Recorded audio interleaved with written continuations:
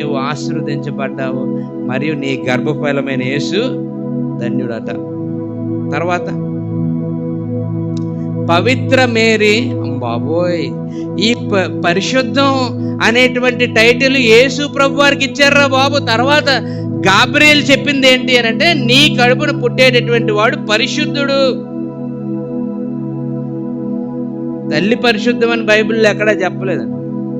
మన Roman Catholic church ఇలా చేశారు. పవిత్ర మేరీ దేవుని తల్లి, పాపులమైన మా కోసం ఇప్పుడు మరియు మా మరణ సమయంలో ప్రార్థించండి, ఆమేన్.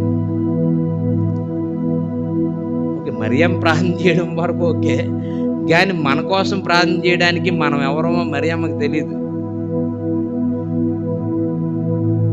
ఈరోజు మన ఆర్సీఎం ఫ్రెండ్స్ ఫీల్ అవ్వకండి, మన ప్రార్థనలు మరియమ్మకి ఏమి వినపడవు.